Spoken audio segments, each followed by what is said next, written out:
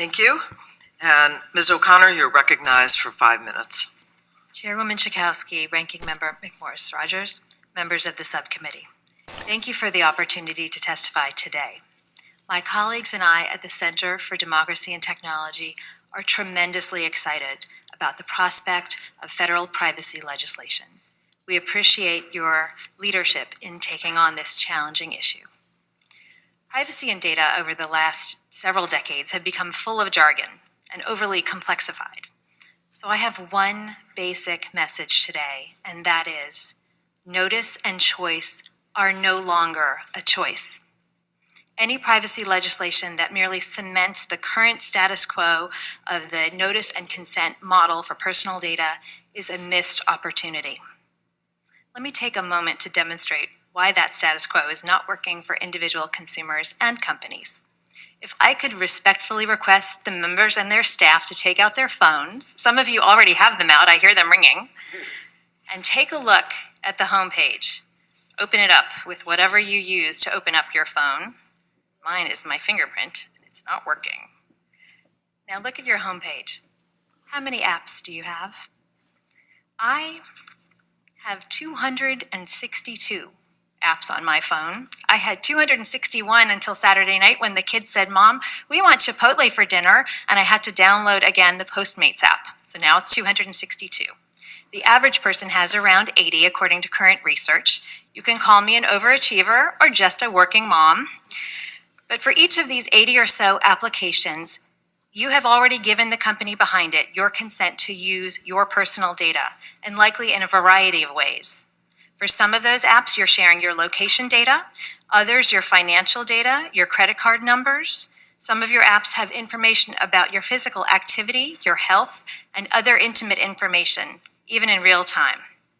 Regardless of the types of data, you have received 80 notices and 80 different consents have already been given. Do you remember the personal data you agreed to consent to give? And do you remember the purposes for which you shared it? Do you have a good understanding of how the companies behind those apps and devices are going to use that information 6 weeks from now, 6 months, or 6 years from now? Now let's assume, for the sake of this demonstration, that each of those 80 companies has even just a modest number of information sharing agreements with third parties. Back in 2015, which is the ancient times of the internet, the average smartphone app was already automatically sharing data with at least 3 companies and 3 different parties. You don't know those companies, you don't have a direct relationship with them, and now they have your personal information because you were given notice and you consented. And that means the average smartphone user has given consent for their data to be used by at least 240 different entities.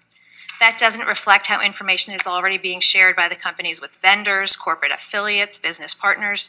In reality, the number is likely much higher. And that's just what's on your phone. That 240 number doesn't account for your other devices, the devices in your daily life, in your house, in your car, your other online accounts, data initially collected in the non-digital world, loyalty programs, cameras, paper surveys, and public records. Does that feel like you have control over your personal information? But you gave your consent at some point. Clearly, it's time for a change. Some will say that the way to fix this problem is just make more privacy policies, more notices, make them clearer so consumers can better understand those decisions. More checkboxes will provide the appearance of choice, but not real options for consumers.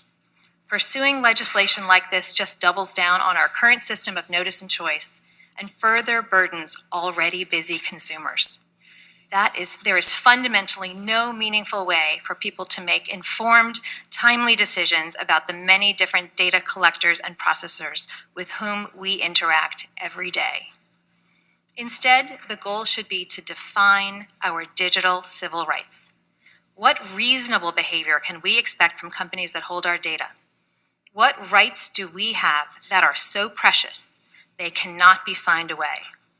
The Center for Democracy and Technology has drafted comprehensive legislation that is already available and has been shared with your staffs. I am happy to answer questions about it today. But most importantly, our bill and any meaningful privacy legislation must first prohibit unfair data practices, particularly the repurposing or secondary use of sensitive data, with carefully scoped exceptions.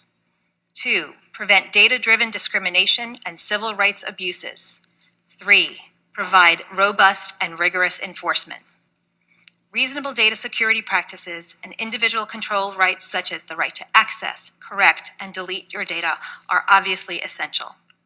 Enacting clear, comprehensive rules will facilitate trust and cement America's economic and ethical leadership on technology.